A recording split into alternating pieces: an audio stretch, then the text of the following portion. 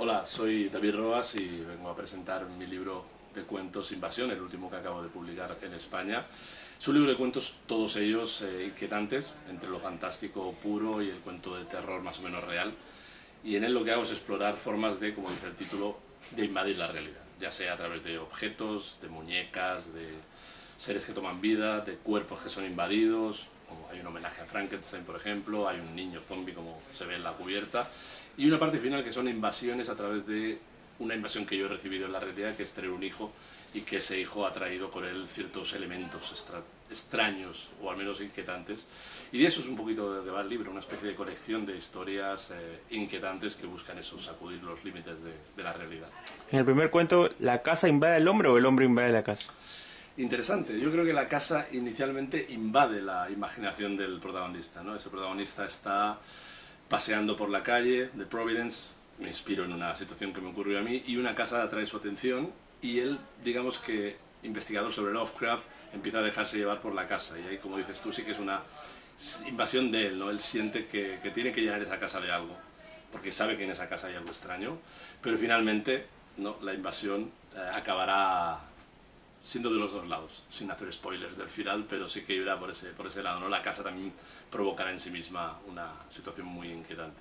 ¿Te ha pasado a ti también que has terminado tan involucrado en un libro o en un autor, digamos, o con un autor que terminas, digamos, casi siendo mimetizado, digamos?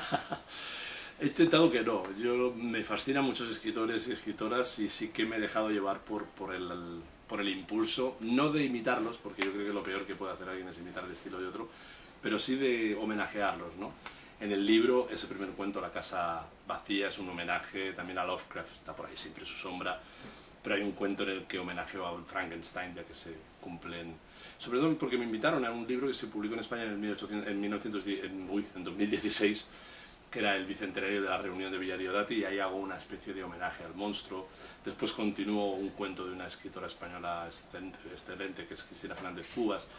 Y no es que se reproduzcan los estilos de ellos, sino que hay una especie de sumergirme en la atmósfera de sus historias, ¿no? Hay también un cuento que continúa o desarrolla de forma mucho más delirante, un cuento de Eduardo Berti, del escritor argentino, pero siempre de esa voluntad de diálogo, no de imitar, que siempre me parece peligroso, pero sí de jugar con temas que ellos tratan, o argumentos incluso.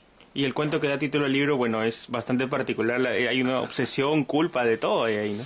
Sí, porque el cuento es una chica que encuentra una mancha en una alfombra que le ha costado mucho comprarse y estaba muy contenta de tenerla, y ve que esa alfombra son seres vivos. No voy tampoco a revelar mucho más, minúsculos seres vivos, pero lo que podría parecer esa invasión, ¿no?, de esos seres en su alfombra y en su realidad, en realidad hay otro ser, mucho más terrible del cuento, que, como tú dices, tiene que ver con la culpa y un gran tema literario, que es la familia, que es su madre, ¿no? Yo creo que el gran monstruo de ese cuento, tampoco sin revelar mucho más, es la madre, ¿no?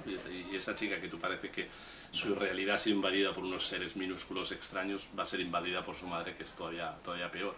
Y eso, por eso, ese cuento fue el que de algún modo me dio como la línea del libro, ¿no? Y ahí titularlo al libro como ese cuento, Invasión. Me parecía muy potente ese título. Más allá del género, digamos, ¿cuál crees que es el nexo que une al libro Invasión con tus obras previas, digamos? Con Encalán y con Distorsiones.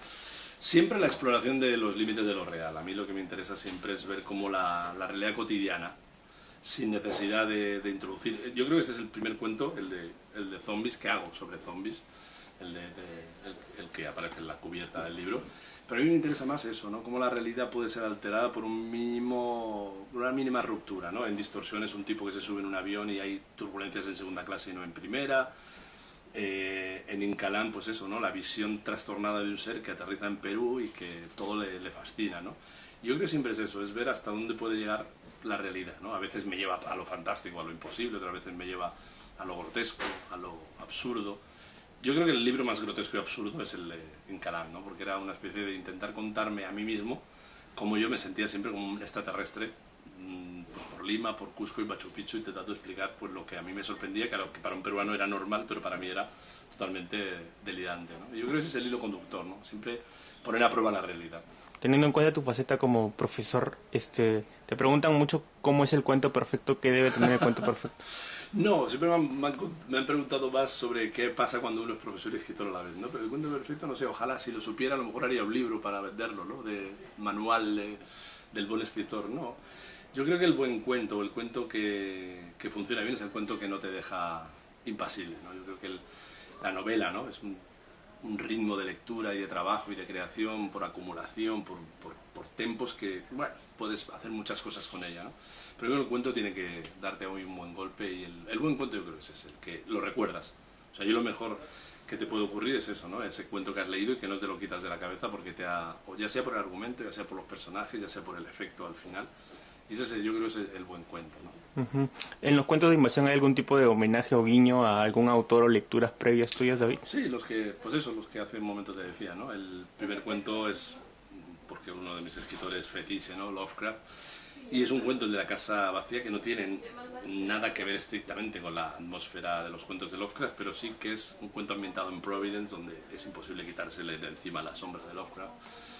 Hay ese cuento que continúa Cristina Fernández Cubas, Edgar Allan Poe también está siempre por ahí sobrevolando, un cuento de Eduardo Berti, un cuento que dedico a Patricia Esteban Arlés, que es otra gran escritora actual española.